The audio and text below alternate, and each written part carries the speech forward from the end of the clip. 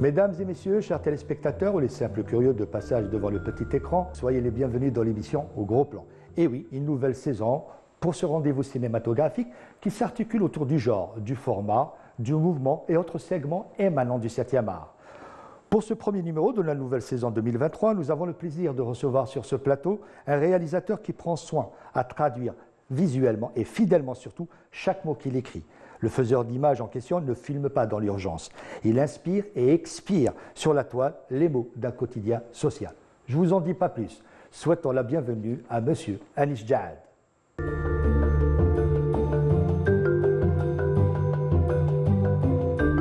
Anis Djahad, merci d'avoir accepté notre invitation et encore une fois, soyez le bienvenu dans cette émission.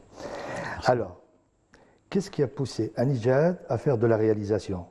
L'écriture n'est-elle pas suffisante pour assouvir votre passion? Et là, je parle à l'écrivain et au scénariste surtout. Est-ce un besoin d'un autre canal de transmission pour partager votre observation liée au quotidien de vos personnages? Donc après 20 ans de presse écrite, il fallait quand même changer un peu de format, quoi. Donc j'étais entre la presse écrite, entre le roman. Et finalement, bon, j'ai décidé parce que c'était un challenge en fin de compte. J'étais stagiaire à la réalisation avec Jamal Beloued. Et donc, ça m'a donné cette envie de voir si j'étais capable justement de travailler en équipe, en premier. Et deuxièmement, est-ce qu'on peut gérer une équipe? Donc, on est parti avec le hublot sur... on était 23, je crois, une équipe de 23. Donc, voilà, c'était un challenge et voir est-ce que j'étais capable, et endurant surtout, de gérer... Bon, c'était un court-métrage, c'était le hublot d'abord, mais c'était quoi, 15 jours de tournage. Mais j'avais cette envie quand même de passer au travail en équipe. C'était votre premier rapport, ou plutôt approche avec le cinéma? Non, non. La première approche, c'était plutôt l'écriture. Voilà. Moi, j'ai toujours écrit pour le cinéma avant d'aller à la presse écrite. Mais bon, la première approche, c'était à travers ce stage-là, sur Faransa et Faransa, qui m'a donné justement cette possibilité de réflexion, en fin de compte. De comprendre un peu le cinéma, de comprendre le plateau, la gestion du plateau, la direction d'acteurs. Ici, comme il n'y a pas d'école de cinéma, donc on apprend un peu on apprend sur les tournages. Sur le tas, oui. Sur le tas, donc voilà. Et le hublot, ça a été quand même un truc assez réussi. Je parle en matière de gestion. Hein. De gestion, oui. Bon, même le film, voilà, il a eu quand même une assez belle carrière. Mais moi, c'était la gestion qui m'intéressait. C'est le scénariste il travaille toujours en solitaire en fin de compte. Oui, quand vous écrivez, on est toujours voilà, dans le coin. Et là, voilà, on s'ouvre aux autres, on s'ouvre à tous les métiers du cinéma, on apprend. Voilà. Vous avez voulu en quelque sorte ne plus être face à vous-même, face à cette fameuse page blanche, maintenant à travailler en équipe et partager un petit peu cette volonté de transcrire visuellement ce que vous avez écrit sur papier. Oui, oui. Non, je ne suis pas victime de la page blanche, rarement. Rarement, ça m'arrive rarement. Mais je dirais pas, il y a le syndrome de la page blanche, ça ne veut pas dire qu'on... Oui, non, bien sûr, mais passer à la réalisation, c'est vraiment le rapport humain. C'est toute une gestion et... C'est le partage aussi. Là. Et oui, en plus, personnellement, c'est faire un travail sur soi-même. C'est le rapport avec les gens, avec les techniciens, avec les comédiens. Parfois on s'énerve, voilà, parfois ça rit, parfois ça pleure aussi. Ouais. On a eu des comédiennes qui ont pleuré sur le plateau. Mais bon, c'est connaître soi-même en fin de compte, sa propre personne.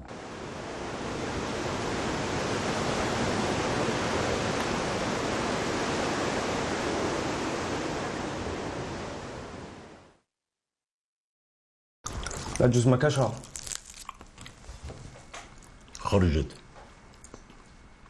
خرجت تتنفس مش مقا شوي مقارن جعت ما عندكش نص ساعة من النط كيفاش ما عندناش الضروة نجوعو تانيت المنوضة طلعش اللي ما عندكش الضروة. Plusieurs exercices visuels ponctuent votre parcours artistique. Court-métrage, hublot, passage à niveau, la nuit dernier, court-métrage, et un long-métrage, la vie d'après. Et un long-métrage, la vie d'après. Bon, à travers ces films primés pour certains, on dénote une volonté de garder une distance, une distance vis-à-vis de l'histoire portée sur l'écran. c'est l'objectivité qui est votre ligne de conduite. C'est ça que vous prenez. Vous ne travaillez pas dans l'urgence, vous prenez votre temps. Certainement pas, l'urgence, certainement pas. Mais avant d'arriver à cette question, le plus important, il y a Hitchcock qui est juste à côté de moi, il le dit, un film c'est un scénario, c'est un scénario. C'est une histoire, une histoire, une histoire. Voilà. Ou on s'est raconté une histoire, ou on ne sait pas la raconter. Bon, soyons clairs. Et pour revenir à la question, cette distance entre, j'aime pas le moi, mais bon, je vais le dire, entre le réalisateur et son histoire, l'histoire racontée, cette distance fait que tout le travail a été fait sur le scénario, justement. Bien sûr. Non, je dis ça, c'était parce que vous ne m'avez pas laissé continuer mon idée. Donc Ouais, je parlais tout à l'heure. pardon. Vous êtes vous-même observateur de votre film. Ah, voilà. Ouais. C'est vrai, c'est vrai. C'est qu'on ne se rend pas compte. On part sur une idée d'écriture, en fin de compte. On commence par ça. Et c'est arrivé surtout avec comment on appelle ça, avec la vie d'après. En fin de compte, quand on est en phase d'écriture, on ne se rend pas compte ce que va devenir l'écrit, ce qui va devenir à l'écran, en fin de compte. On ne se rend pas compte. Donc pour moi, c'est un scénario pas aussi noir à l'écriture, hein. Mais une fois porté à l'écran, ou filmé avant d'être porté à l'écran, il y a une noirceur qui s'est installée, en fin de compte. Et le public, voilà, le reconnaît à chaque projection. C'est ça, c'est un film trop noir, voilà. Mais bon, ça reste un film assez fidèle. D'accord. Moi, je triche pas avec le cinéma. Sinon, j'arrête. Les choses sont claires. Et c'est ça, c'est entre l'écriture, justement, je voulais passer de l'écriture à l'image pour voir justement le trou. Non, j'ai pas envie de trouver d'équilibre d'ailleurs. C'est transcrire fidèlement, en quelque sorte. Fidèlement, mais voir comment les choses vont se transformer à l'image.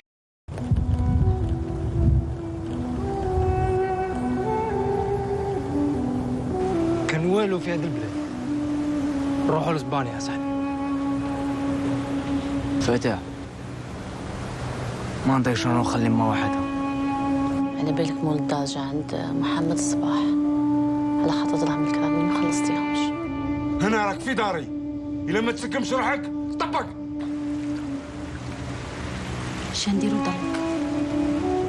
C'est vrai que lors de l'écriture, lorsqu'on lit, l'image qui vient ou qui intervient, c'est devant nous sur les personnages, n'est forcément pas la même lorsque l'image fige, je dirais, le personnage ou le mot que vous avez transcrit sur le papier.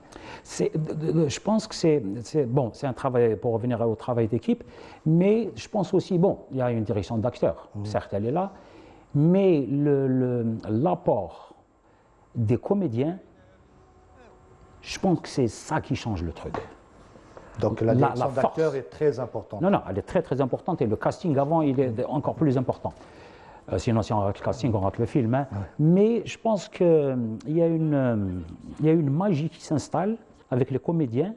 C'est ce qui fait justement, c'est le caractère ou la psychologie du comédien.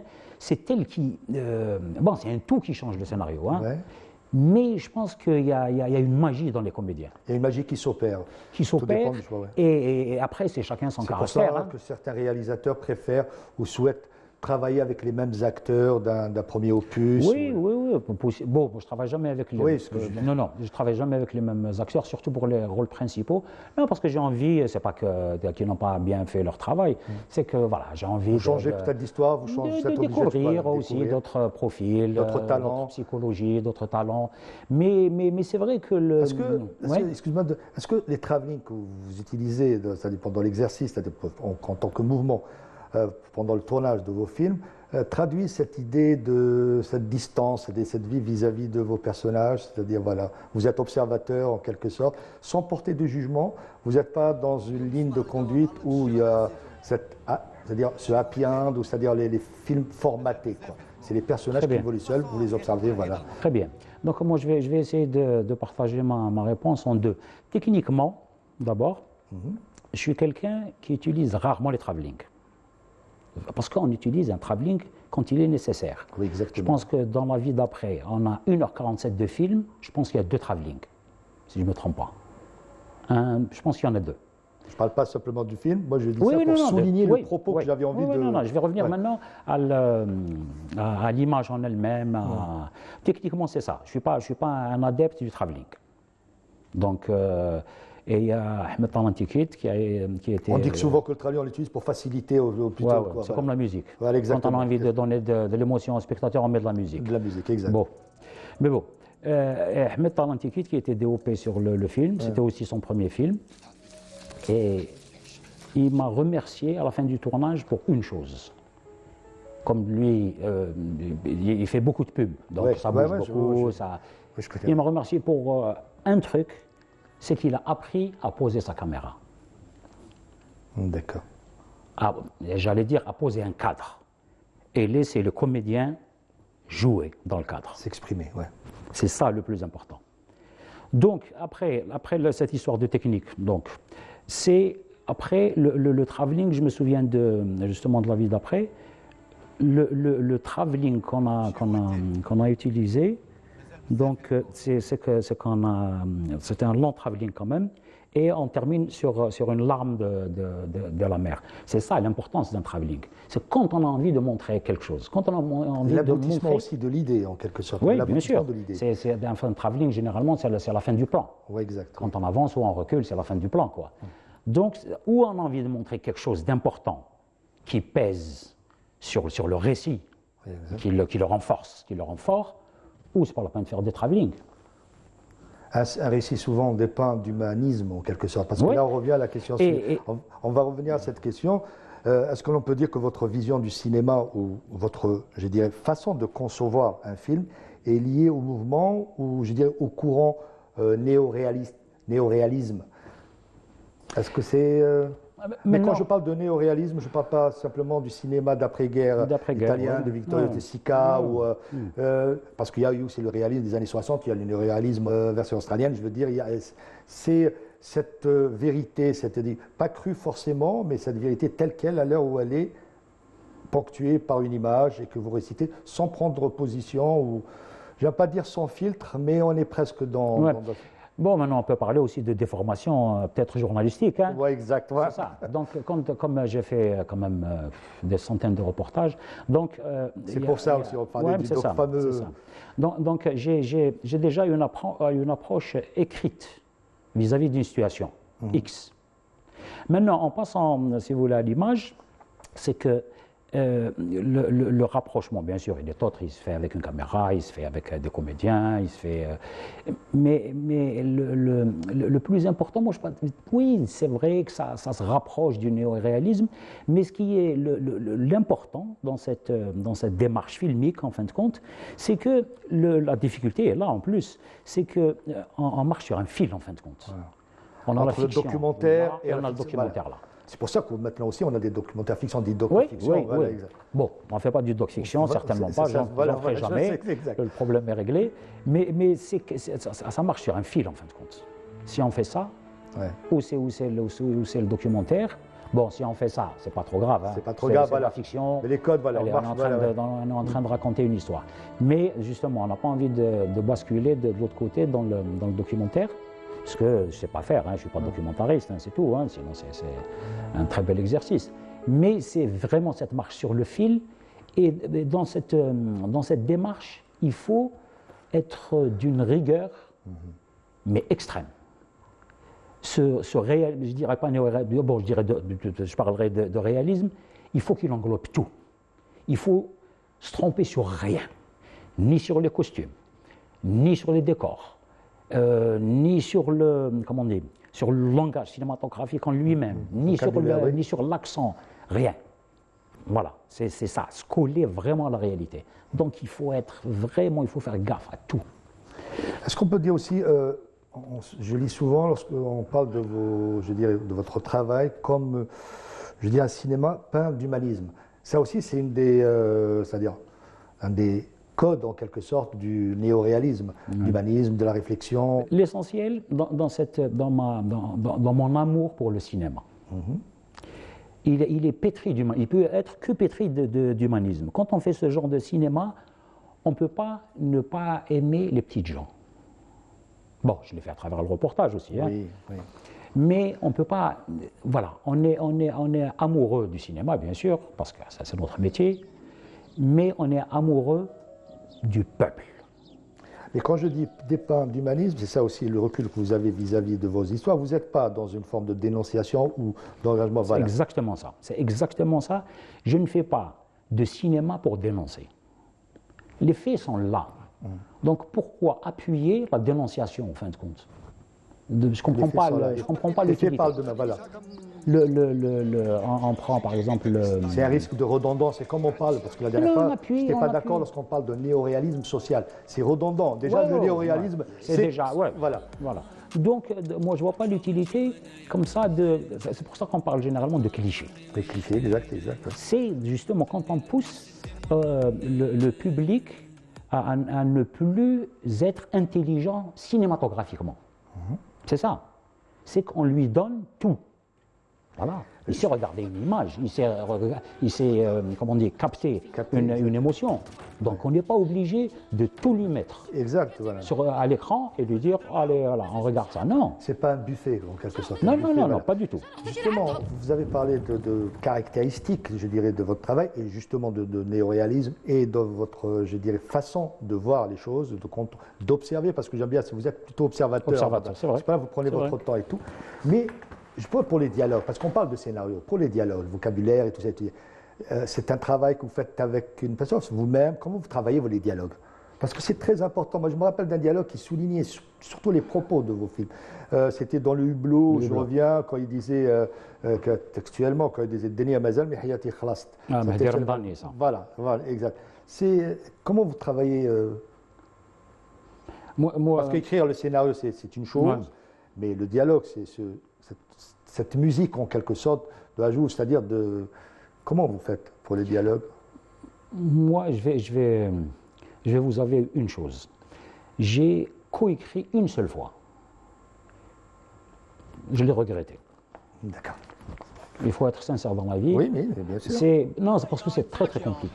D'écrire à 2 ou à 3 ou à 10, c'est très compliqué. T'imagines quand جينا ساكنين في جوه مسيله مسيلة عندهم صحراء صعبك واش كاين مور الصحراء كاين الصحراء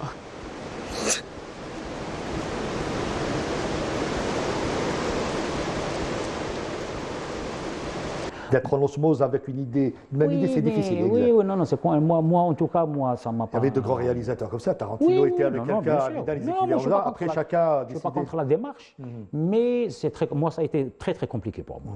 Donc, je suis revenu à ma solitude. Et pour revenir au dialogue, je n'ai pas cette manière, parce qu'il y a des gens qui le font. Il y a une manière, en fin de compte, d'écrire le scénario, d'écrire les dialogues, après les imbriquer. Moi ce n'est pas ma façon d'écrire. Moi, j'écris les dialogues dans l'action, j'allais dire dans le feu de l'action, et après, on retravaille. Pour ne pas perdre le fil de votre pensée. Non, sinon, c'est un exercice qui n'est pas forcément compatible. Après, il faut mêler les deux. Compatible. Il y a des gens qui savent le faire, moi, je ne sais pas le faire. Quel est le cinéma d'Anis Jahad? À part de votre cinéma, quels sont les films qui vous font rêver, qui vous ont fait rêver, qui vous ont fait, en quelque sorte, rapprocher à épouser, je dirais, la carrière de réalisateur? Une question très dure. Pourquoi elle est dure? Parce que je ne suis pas influencé par un cinéma. Moi, je suis carré, voilà, je fais mon boulot de technicien, j'essaie de mettre le plus d'émotions possible dans mes films. Votre amour pour le cinéma. On aime le cinéma, donc on aime certains films. Je vais vous dire comme ça, hein, le premier qui me vient à l'esprit, c'est Amour. Michael Haneke. Je pense que c'est ça. Là, on peut parler de chef-d'œuvre. Ça, c'est un chef-d'œuvre. Il y a quelqu'un?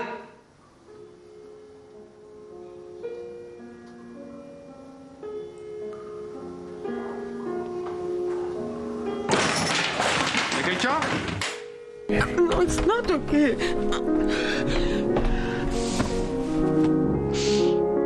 Qu'est-ce qui se passe? Tu ne vas quand même pas malmener ton image sur tes vieux jours? Je m'en garderai bien. Mais c'est quoi mon image? Tu es un monstre parfois. Je pense que Michael Haneke, c'est mon réalisateur préféré. Pourquoi? Cette musique, le temps qu'il prend. C'est ça justement. Voilà. C'est ça justement. On est dans un cinéma très très fort, mais on est dans un cinéma paisible en fin de compte. Exactement. Quand on regarde Amour, c'est un drame, hein, et quel drame, comment il se termine, mais il y a ce truc paisible. Peut-être que c'est les cadres d'abord, c'est le cadrage. Oui. Bon, j'essaye d'utiliser la sonorité qui entoure aussi Donc on essaye l'histoire et les d'utiliser. personnages. Moi, je m'inspire peut-être de Michael Haneke sur les plans larges, très très larges d'ailleurs. Mais voilà, c'est un cinéma paisible malgré la gravité du drame, mais ça. Alors là, on va arriver peut-être à la question qui fâche. Revenez sur la question qui fâche. Parlons de notre cinéma. Notre cinéma est-il, selon vous, un bon de commande? Je m'explique. On fait des films selon des besoins liés à des événements bien précis, festivals et tout, à d'autres événements. Le plus important aujourd'hui, c'est vrai qu'on regarde nos films qu'à travers et généralement, c'est les festivals étrangers. Oui, Amiens, vous, par exemple, voilà. Oui, c'est Carthage. Demain, bon, on peut pas le divulguer parce qu'il y a une il y a certains festivals qui reviennent à la page, films engagés et tout ça, mais rien. Non, à l'étranger, Jordanie. Mais ça, ce point-là, on peut pas le dissocier en fin de compte. Ouais. Ça fait partie d'un système et de volonté de faire du cinéma, de poser une véritable industrie cinématographique. On peut maintenant jouer, si vous voulez, sur les individualité. Le film de Flynn, le film de Flynn, oui, mais le là, film nous de sommes Flynn. dans une approche ponctuelle. Voilà. Quand on parle Donc d'industrie, l'approche, il faut qu'elle soit justement, pour qu'elle soit collective. Oui, exact, oui. C'est ça, c'est une politique, c'est toute une politique. Moi, je suis parti quand on était à Carthage. Donc voilà, on était avec les Tunisiens. Ils nous racontaient un peu le système de production là-bas, la réinjection comment on appelle ça, de la billetterie. Oui, très important. Oui. Carthage, ce que rapporte Carthage à la Tunisie, il est. En finalité, là, on peut parler d'industrie cinématographique. Et encore, ils se plaignent. Cette année, ils étaient 6 longs métrages à Cannes. Et les Tunisiens se plaignent. Ils disent non, on n'est pas encore arrivé à une industrie cinématographique. 6 films à Cannes, au Festival de Cannes. C'est une ambition, outre, je dirais, c'est une ambition perpétuelle. Oui, mais attention, il y a des moments dans l'histoire cinématographique du pays où, quand est-ce que ça a été posé, quand est-ce que ça a été réfléchi, quand est-ce que ça a été lancé. Bon, les Tunisiens, ils ont pris quand même un peu plus d'avance. Oui, exactement. Je pense qu'aujourd'hui, en Algérie, ça ne veut pas dire que le cinéma algérien n'existe pas. Oui. Non. Mais bon, ça ne suffit pas. Il faut faire beaucoup de films pour avoir quelques films bons. Ouais. C'est ça. C'est être visible aussi, parce que c'est une forme de diplomatie en quelque sorte. Une carte de visite. Bien sûr. Lorsqu'on voit le cinéma iranien qui primait à Hollywood ou d'autres festivals, parce qu'on voit certains, c'est une forme, c'est une carte diplomatique en quelque sorte. Maintenant, moi je pense qu'il ne faut plus rabâcher le passé en fait. Oui, exact. Voilà. Où on se lance maintenant on pose les jalons d'une véritable industrie cinématographique. Et en France, maintenant, voilà, si on continue à pleurer sur notre sort, je pense qu'on n'arrivera pas. D'accord. Merci Ali Jad d'avoir participé à cette émission encore une fois. Et j'espère vous revoir très bientôt. Inch'Allah, et bon retour pour l'émission. Merci. Et longue vie. Merci.